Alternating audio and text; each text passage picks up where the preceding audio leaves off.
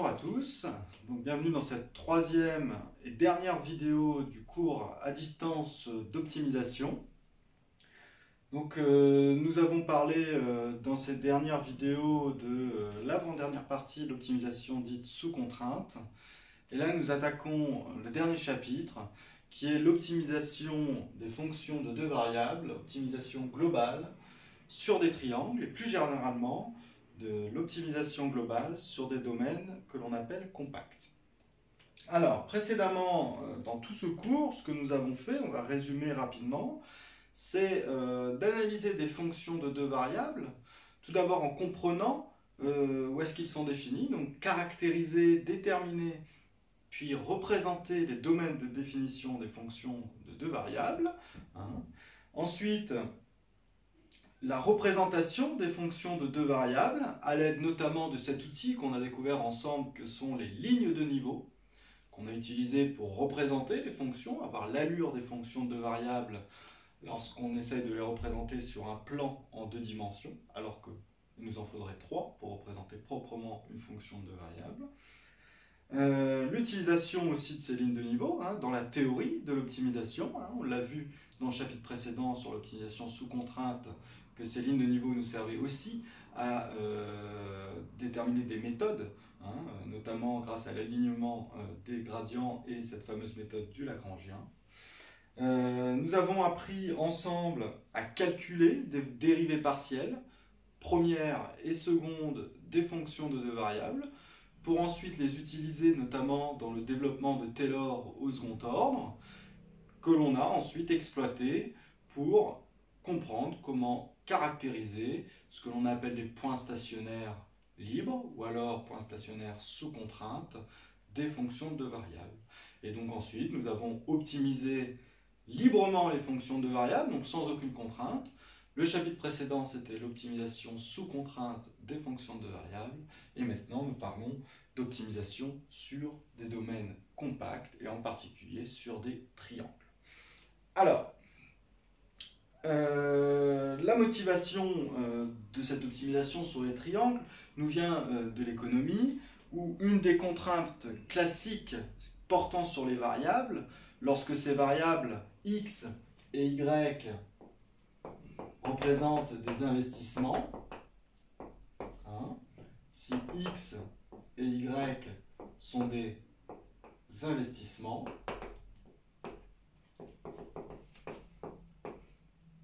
d'accord? Alors, on a en général une contrainte de type budgétaire, un investissement maximal à ne pas dépasser, donc contrainte. Alors c'est une contrainte que l'on va voir, budgétaire, c'est que l'investissement total, x plus y, ne doit pas excéder une valeur, par exemple 10, le budget total étant 10, ici dans mon exemple. Et donc, contrairement au chapitre précédent, la contrainte ici est une inégalité. Mais ce n'est pas la seule contrainte, puisque ce sont des investissements. On veut aussi que x, l'investissement x soit positif, on investit des valeurs positives, y soit aussi négative. Et lorsqu'on essaye de représenter les points du domaine du plan R2 qui vérifient ces trois contraintes, faisons-le. Alors, on a pour x positif, on le rappelle, donc là on a l'axe des x, l'axe des y, tous les points qui vérifient x positif, ce sont les points qui se situent à droite de l'axe des ordonnées. Donc ça c'est le domaine x positif. Y positif, les points qui vérifient y positif, sont ceux qui se situent cette fois-ci au-dessus de l'axe des abscisses. Et pour le dernier, c'est un domaine défini par une inéquation. Et ce que l'on avait vu ensemble, c'est que pour tracer ce domaine, on va déjà s'attarder sur la condition d'égalité. Donc pour x plus y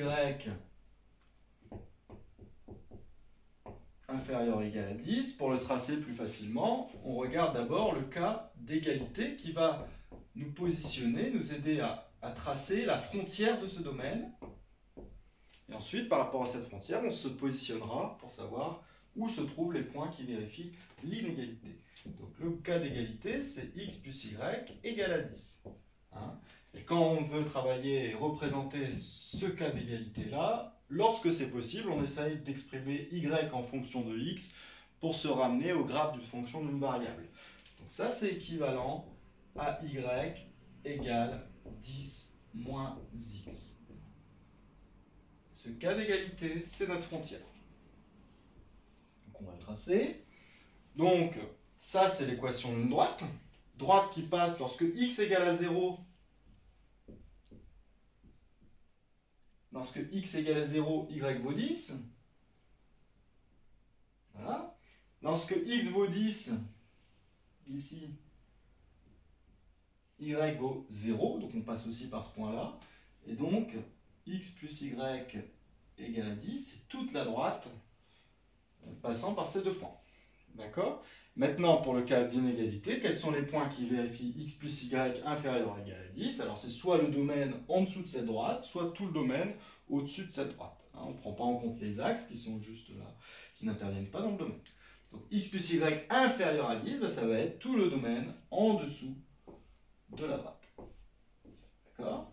Et donc maintenant, pour comprendre où est ce domaine, eh ben, il faut mettre bout à bout ces trois conditions. Allons-y.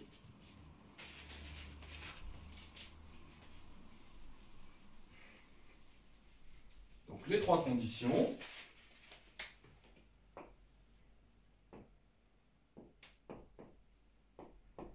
Y. Première condition, on doit être à droite de cet axe. Deuxième condition, on doit être au-dessus de cet axe. Troisième condition, on doit être en dessous de cet axe. Alors je ne l'ai pas bien fait, il a fallu faire un triangle rectangle, pardon, un triangle isocèle, puisque on passe par ces deux points 10, 10. Voilà, très bien. Donc il faut être à droite de celle-ci, au-dessus de celle-ci et en dessous de celle-ci. Et les seuls points qui vérifient les trois conditions simultanément, bah, ce sont tous les points que j'ai ici hachurés. D'accord ? Et comme les conditions c'était supérieur ou égal, inférieur ou égal, les points du domaine, c'est ce triangle avec les bords inclus. D'accord ? Donc le domaine qui nous intéresse, dans mon exemple, hein, le triangle avec les bords, et ça c'est important, les bords du triangle inclus dedans. D'accord ? Et ce triangle est un exemple de domaine qu'on appelle compact.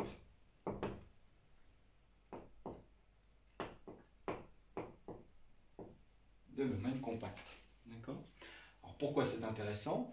Parce que dans ce cours, on va s'appuyer uniquement sur un théorème qui s'appelle le théorème de Weierstrass et qui va être à la base de l'optimisation de fonctions de variables, mais aussi de plus de variables si on veut, sur des domaines qu'on appelle compacts. Allons-y, énonçons ce théorème, d'accord, et regardons un peu son implication dans notre problème d'optimisation. Alors, théorème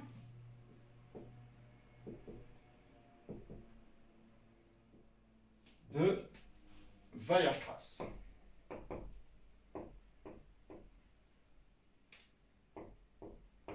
D'accord ? Et ça, c'est un théorème pour l'optimisation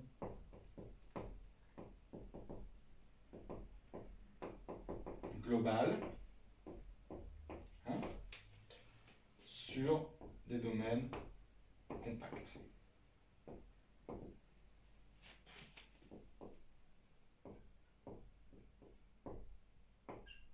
Alors, que dit le théorème ? Le théorème nous dit la chose suivante. Si f, alors je vais mettre les variables, on a deux variables ici, est une fonction continue sur un domaine même si ce n'est pas son domaine de définition, mais c'est un domaine D qui est inclus dans son domaine de définition, qui est compact. C'est-à-dire, donc là je vais rentrer, je rentrerai plus tard dans la définition de compact, on va déjà voir pourquoi on s'intéresse à ça. Donc sur un domaine D qui s'appelle compact, comme c'est le cas de notre triangle, alors F possède au moins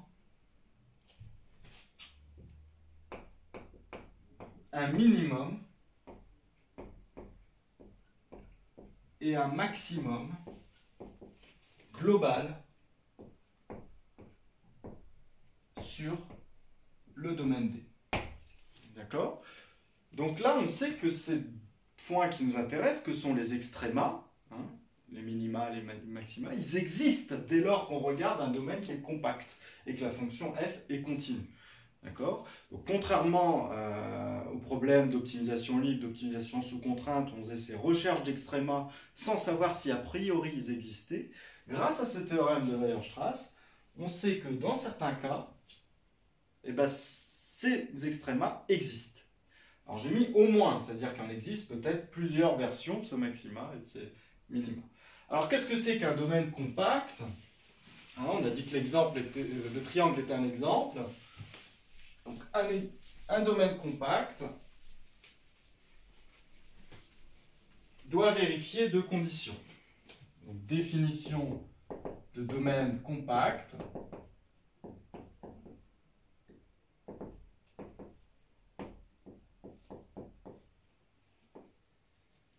D inclus dans R2 est compact si le domaine D est borné. Qu'est-ce que ça veut dire borné?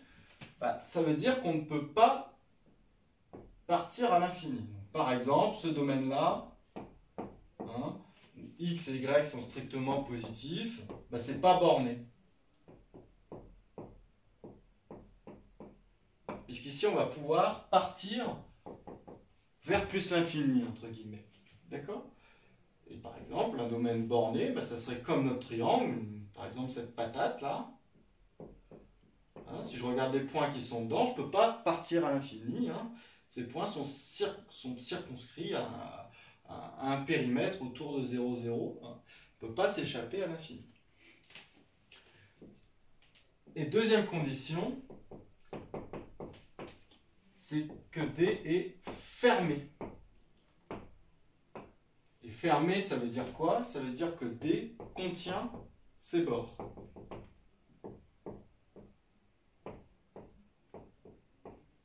D'accord? Qu'est-ce que c'est que les bords d'un domaine D? Donc là, je vais effacer mon théorème de Weierstrass, qui est très simple. Hein. Donc je le répéterai à l'oral.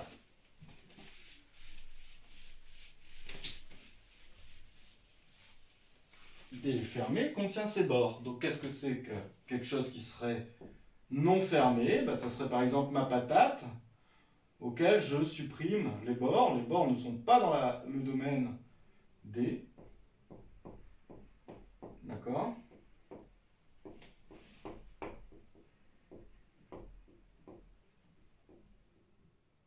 Donc les bords ne sont pas dans D.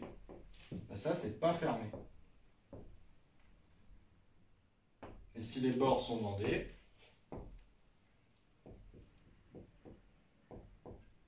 ça c'est fermé.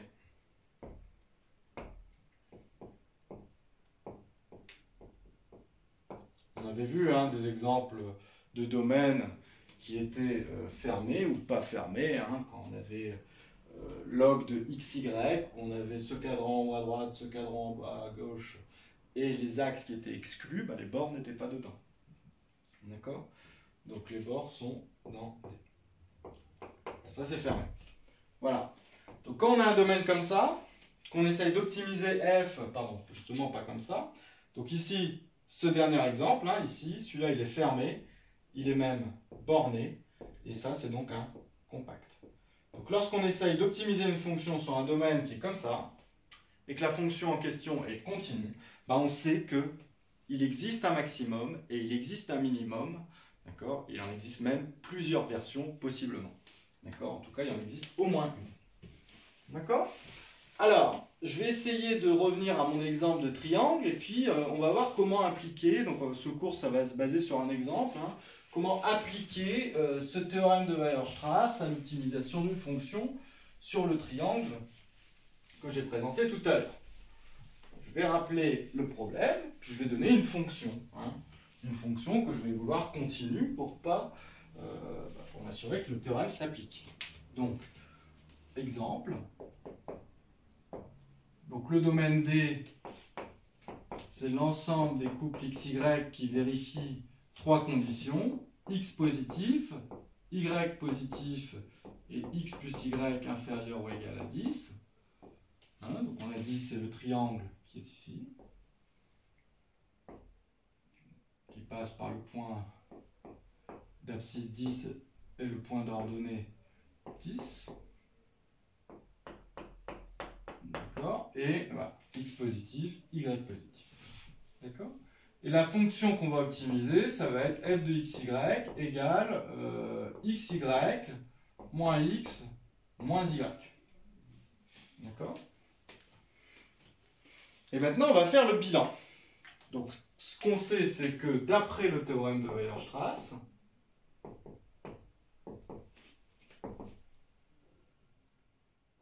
il existe au moins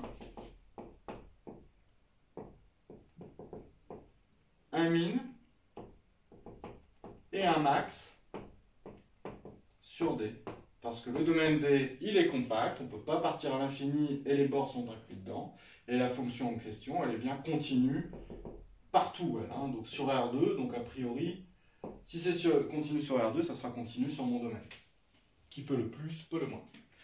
Donc, d'après le théorème, il existe un minimum, un maximum sur D. Donc on va essayer maintenant de les chercher. Mais on va les chercher comment? On va faire le bilan. Soit, je vais faire trois cas de figure. Le min et le max, le min ou le max, hein, ou je peux mettre S entre parenthèses, il y en a peut-être plusieurs, sont à l'intérieur de D. Premier cas de figure. Donc, par exemple, ici. Dans ce cas-là, par exemple, si on dit que c'est le max qui est ici. Donc le max, le point de maximum, là où f atteint sa plus grande valeur, c'est ici. Maintenant, comme tout à l'heure, qui peut le plus, peut le moins. Maintenant, si c'est le maximum sur tout le triangle, je peux zoomer et regarder uniquement cette partie-là du triangle, et ça reste le maximum, puisque je regarde moins de points. D'accord? Et bien, si c'est maximisé sur un voisinage de ce point xy, x0, y0, je pourrais l'appeler, d'accord? Et bien, dans ce cas, d'accord, le point, qui est un min ou un max, hein, ici, est un min ou un max libre, local de f. D'accord? Donc on oublie le triangle, si on zoome suffisamment, puisque c'est un max, par exemple, sur tout le triangle, ben, localement, c'est aussi un max de la fonction f. Donc c'est un minimum local de f. Donc première conséquence. Et deuxième conséquence, si maintenant c'est un minimum ou un maximum libre local de f, ben c'est aussi du coup un point stationnaire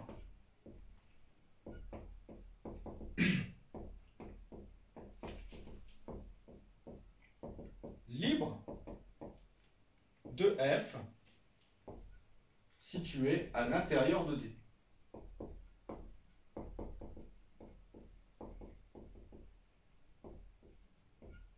Voilà. Donc, si c'est à l'intérieur, si ce max ou ce min est situé à l'intérieur, eh ben, ça correspondra à un point stationnaire au sens libre de la fonction f située à l'intérieur de D. Donc ça, c'est le premier cas de figure. Deuxième cas de figure, bah, le min ou le max, il pourrait se situer sur un des côtés. Donc par exemple, ce côté-là. Deuxième cas de figure, le ou les min max sont sur un côté. D'accord? Bah, dans ce cas, C'est-à-dire que si c'est un max, f atteint sa plus grande valeur ici, hein, sa plus grande valeur comparée aux valeurs qu'elle prend partout ailleurs dans le triangle. Donc maintenant, qui peut le plus, peut le moins, encore une fois, si je regarde uniquement les valeurs de f sur cette droite qui est ici, sur ce segment plutôt qui est ici, et bien f va atteindre son maximum ici. Donc dans ce cas, comme précédemment, on va relier à un point précédent du cours, le point est un min ou un max sous contrainte, cette fois-ci, puisqu'on se balade sur ce segment, de local de f. D'accord? Et si c'est un min ou un max local sous contrainte, bah c'est aussi un point stationnaire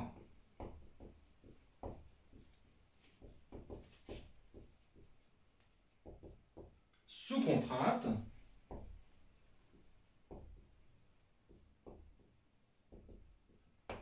de f.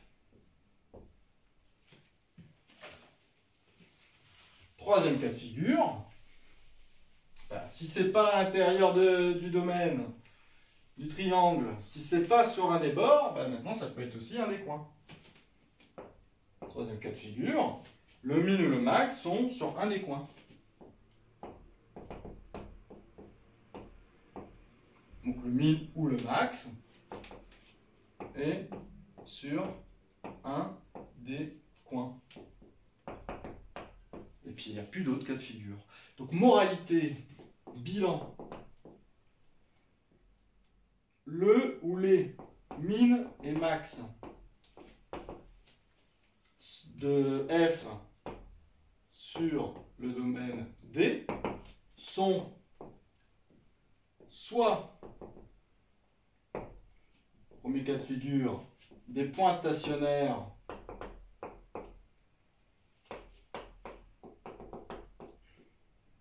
libres de f à l'intérieur de D, hein, ça c'est important. Un point stationnaire qui situerait là, on s'en ficherait pas mal. Hein. Donc situé à l'intérieur de D, soit des points stationnaires sous contrainte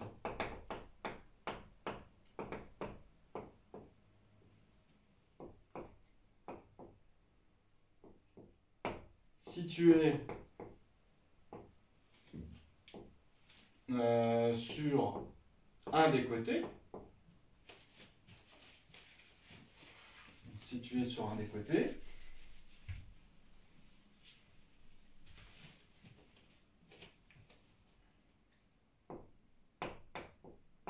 d'accord, soit des points situés sur un des coins. Donc sur les coins. Voilà. Ben maintenant, qu'est-ce qu'il suffit de faire? Et c'est ça la particularité de l'optimisation sur les compacts, c'est que grâce au théorème de Weierstrass, on sait qu'ils existent, ces extrémas globaux. Maintenant, ce que l'on vient de faire, c'est d'identifier les candidats à être ces extrémums. Et une fois qu'on aura trouvé ces candidats, ben, il nous suffira d'évaluer la fonction f en chacun de ces candidats. La plus petite des valeurs correspondra au minimum globaux et la plus grande des valeurs au maximum globaux. D'accord? Et donc on n'aura plus besoin de passer par les conditions suffisantes du second ordre, puisque grâce à l'existence donnée par le théorème, eh ben on sait qu'ils existent, on n'a plus qu'à les trouver. Hein. Et donc en recherchant ces points stationnaires et en évaluant la valeur de f en chacun de ces points, enfin ces candidats, pas points stationnaires, ces candidats, et ben on va trouver nos points, on va trouver nos extrémas. Donc revenons à la fonction f de xy, d'accord, qui valait xy moins x moins y.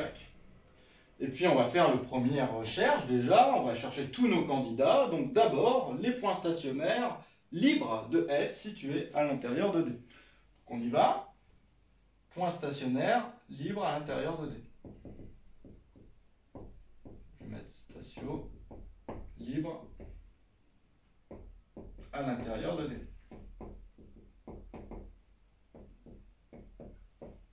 Donc là, on revient au chapitre sur l'optimisation libre. Il suffit de regarder df sur dx et df sur dy. Voilà. On dérive par rapport à x et on dérive par rapport à y. Et on veut que chacune des dérivées soit égale à 0. D'accord? On veut que le gradient soit de vecteur nul. df sur dx, quand je dérive ça par rapport à x, ça me donne y.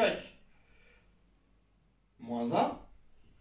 Et là, la dérivée de ça par rapport à x, ça vaut 0. df sur dy, quand je dérive ça par rapport à y, il me reste x. Ça vaut 0. Quand je dérive par rapport à y, quand je dérive ça par rapport à y, ça me donne moins 1. Et je veux que ça soit égal à 0. Et donc, la résolution de ce système, deux équations, deux inconnues, est plutôt simple, puisque ça me donne y égale à 1 et x égale à 1. Et donc, un seul point stationnaire,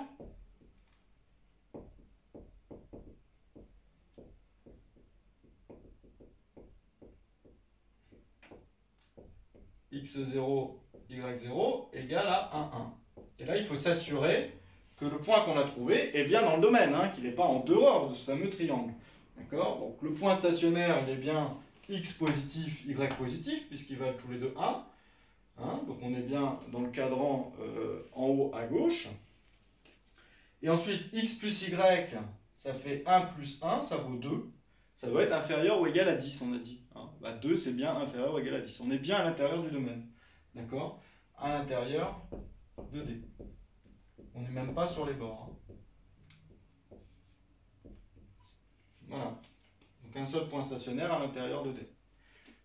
C'est très bien. Maintenant, on a fait le premier cas. Maintenant, on va s'attaquer au deuxième cas. Les points stationnaires sous contrainte situés sur l'un des côtés. Et puis ces recherches, il va falloir la faire côté par côté. Hop. Côté par côté.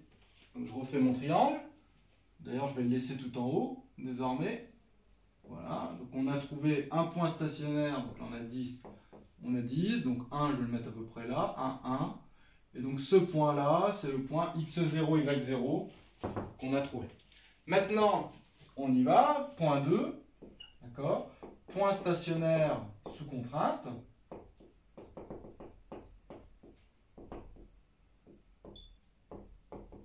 Bah là, il y a 3 contraintes.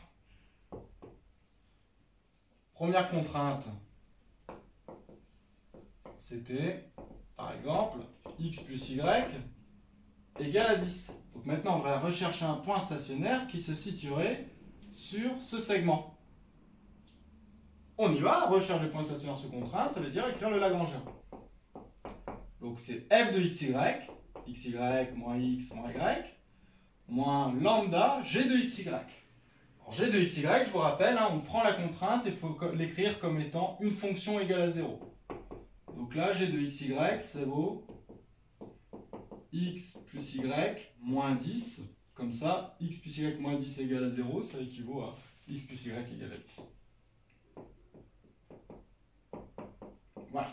Et on résout le système, cette fois-ci, 3 équations, 3 inconnues. dl sur dx, dl sur dy, dl sur d lambda égale à 0. dl sur dx, ça on l'avait déjà dérivé, hein. Quand je dérive par rapport à x, ce truc-là, ça va me donner y moins 1. Et ensuite, quand je vais développer le lambda, le moins lambda, hein, devant le x, je vais avoir moins lambda. Donc quand je vais dériver par rapport à x, je vais récupérer moins lambda. dl sur dy, ça va me donner x moins 1, on l'a vu, hein. Et là, comme tout à l'heure, moins lambda y, quand je vais le développer et que je vais dériver par rapport à y, ça va me donner moins lambda. Et la dernière, c'est fait pour. Hein. Quand je dérive par rapport à lambda, il me reste la parenthèse qui est en facteur avec le moins devant. X plus y moins 10.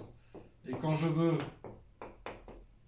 que toutes ces équations soient égales, toutes ces fonctions soient égales à 0, ici, on retrouve x plus y moins 10 égale à 0, c'est-à-dire x plus y égale à 10. Voilà. Bon, bah, il ne reste plus maintenant qu'à résoudre ce système, 3 équations, 3 inconnues, pour savoir s'il y a un point intéressant, ou plusieurs, hein, un point stationnaire sous contrainte sur ce côté du triangle. Alors, donc là il va falloir résoudre ce système. Alors, une solution standard, c'est de procéder par substitution. Donc on pourrait prendre la première, s'en servir pour exprimer lambda en fonction des autres variables. Et comme ça, après, on remplace le lambda dans les équations suivantes. Donc là, si je balance le lambda à droite, ça me donne lambda égale à y-1. Bon, maintenant, si lambda vaut y-1, ce lambda-là vaut y-1. Donc là, je vais avoir x-1 moins lambda, c'est-à-dire y-1 égale à 0. Et puis là, ça, je vais m'en servir pour l'exprimer comme la contrainte initiale. Le moins, je peux multiplier par moins partout, il s'en va. Moins 1 fois 0, ça reste 0. Et je vais avoir x plus y égale à 10. Voilà. Donc, je continue. Donc la première, je la garde. Une fois que j'aurai déterminé le y, j'aurai le lambda. Ici, quand je vais développer, je vais avoir x moins 1 moins y, moins par moins plus, donc plus 1. X moins 1 moins y plus 1. Donc moins 1 et plus 1 se simplifient. Il me reste x moins y égale à 0. Et x plus y égale à 10. Puis on peut continuer la substitution. On a le lambda qui vaut y moins 1. Ici, je vais pouvoir exprimer y en fonction de x. En balançant le y de l'autre côté, j'aurai y égale à x. Et x plus y, quand y vaut x, ça vaut 2x. Puisque y vaut x, ça vaut 2x. Et j'ai donc 2x égale à 10. Et je continue. Maintenant, je me sers de la dernière pour avoir le x. 2x égale à 10, c'est-à-dire x égale à 5. Si x égale à 5, le y vaut 5.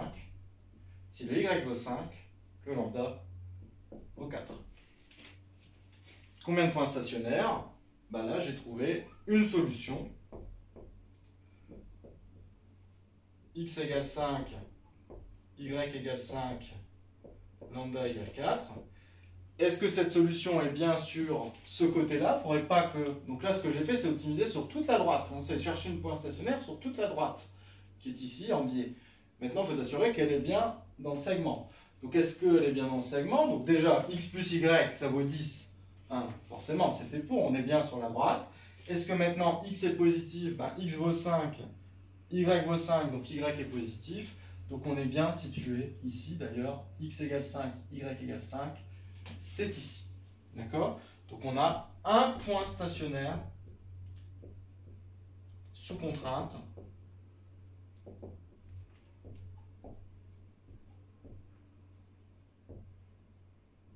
sur ce côté. D'accord? Voilà. Donc pour l'instant, j'ai 2 candidats. Puis on continue. Parce que cette partie 2, point stationnaire sous contrainte, va falloir le faire pour les autres contraintes. X égale à 0 et y égale à 0. Voilà. Donc je vais effacer. Donc deuxième contrainte, cette fois-ci. N'hésitez pas à mettre pause si vous n'avez pas eu le temps de recopier.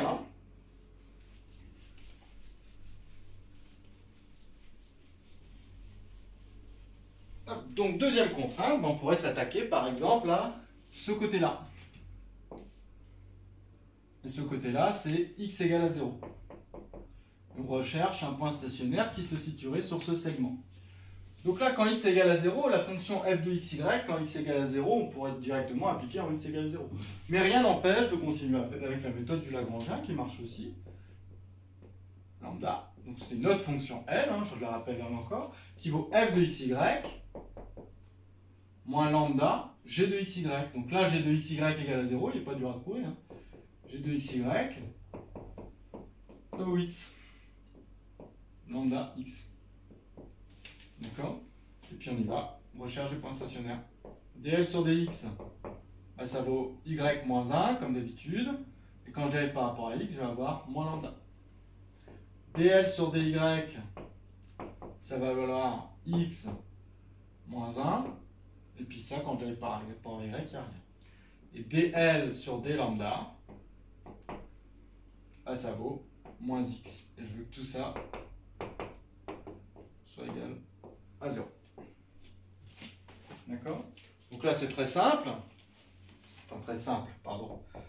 Donc ce qui va m'intéresser quand je regarde ce système, ce sont les deux dernières. Parce qu'elles me disent quand même des choses intéressantes, les deux dernières. Moins x égale à 0, là on retrouve la contrainte. X égale à 0. Et là, quand j'isole le x, je me retrouve avec x égale à 1. Puis là, bon, je le recopie. Y moins 1 moins lambda égale à 0. D'accord? Mais ces deux équations doivent être vérifiées simultanément. Donc il faut qu'à la fois x soit égal à 1 et x égale à 0. C'est impossible. Il n'y a pas de solution. Donc là, des candidats, il n'y en a pas. Pas de solution. Donc, non seulement il n'y a pas de solution sur toute la droite, donc du coup, il n'y en a pas non plus entre ces deux points. Voilà. Et puis on va maintenant, donc pas de solution, on va maintenant attaquer la troisième contrainte. Y égale à 0. Troisième contrainte, y égale à 0. C'est quasiment la même chose, sauf que cette fois-ci, la contrainte, c'est g de xy égale à 0 en prenant g de xy égale à y. Et le Lagrangien, ça vaut la même chose, lambda y. D'accord? Donc maintenant, quand je vais dériver, par rapport à x, je vais avoir y moins 1. Ça ne dépend pas de x. Quand je dérive par rapport à y, je vais avoir xy. Quand je dérive par rapport à x, ça me donne x. Moins 1 moins lambda. D'accord? Et ensuite, dériver par rapport à lambda, ça va me donner moins y. Et cette fois-ci, ce ne sont plus les deux dernières qui sont intéressantes, mais la première et la dernière.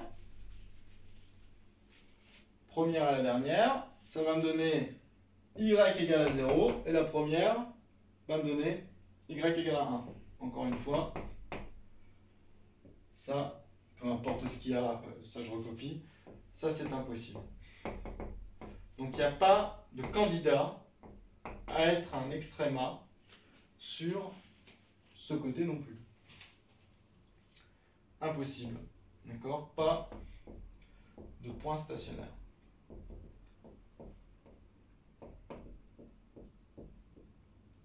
Voilà.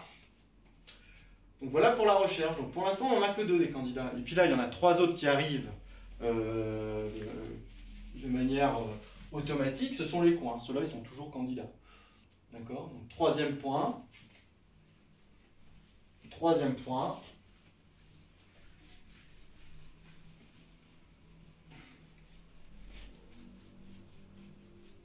Sur les coins. Les coins. Donc là, il suffit de recenser. Il n'y a pas de calcul à faire, mais de recenser leurs coordonnées. Parce que ça se trouve, le triangle il est embilé, il est décalé, peu importe. Donc là, les coins, c'est quoi? Il y a le point d'origine qui est un coin. Il y a 0, 0. Il y a ce point-là, coordonnées 10, 0. Et il y a le coordonnées 0, 10. D'accord? Et donc, on fait le bilan maintenant. Donc, ces 5 points, les 3 coins et les 2 points stationnaires libres et sous contrainte qu'on a trouvés, sont tous des candidats, des extrémas. Donc, on y va. F de, on va commencer par le premier qu'on a trouvé. 1, 1. Donc là, je rappelle que f de xy, c'était xy moins x moins y. Donc quand je prends x et y qui valent 1, j'ai 1 fois 1, 1, moins 1, 0, moins 1. D'accord? Ensuite, il y avait celui-là de coordonnées, je le rappelle, 5, 5. F de 5, 5. Donc là, je vais avoir 5 fois 5, 25, moins 5, ça fait 20, moins 5, ça fait 15. Et ensuite, les 3 coins. F de 0, 0, ça vaut 0. F de 10, 0, ça vaut 0, 10, 0, pardon. 10 fois 0, 0, moins 10, moins 0. Donc je vais avoir moins 10. Et puis le dernier, f de 0, 10, qui vaut 0 fois 10, 0, moins 0, moins 10. Et voilà. Allez, 5 candidats avec des extrémas. Et ces 5 candidats, on vient d'évaluer F en leur position. Hop, hop, hop, et hop. Et donc la valeur de F vaut, en ce point-là, moins 1, en ce point-là, 15, en ce point-là, 0, et en ces deux points-là, moins 10. D'après Weierstrass, les extrémas existent, ils sont parmi ces points, et donc là on les a devant les yeux. Hein. Donc le point 5, 5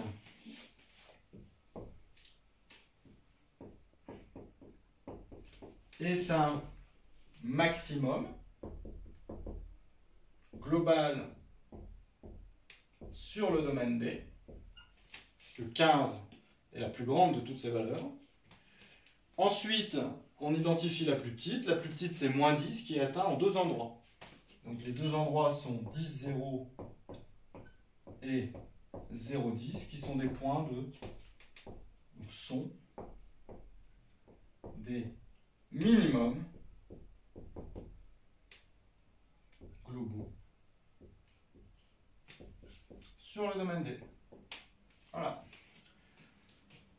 Voilà, donc ça c'est la procédure pour pouvoir optimiser sur les triangles. Plus besoin de conditions suffisantes du second ordre. On s'appuie cette fois sur le théorème de Weierstrass. D'accord. Et ensuite on recense les candidats hein, en résolvant les systèmes. Deux équations, deux inconnues lorsqu'on essaye de trouver les points stationnaires à l'intérieur. Trois équations, trois inconnues quand on fait l'optimisation sur contrainte. Et il faut s'attaquer à toutes les contraintes qui caractérisent chacun des bords. D'accord. Puis ensuite...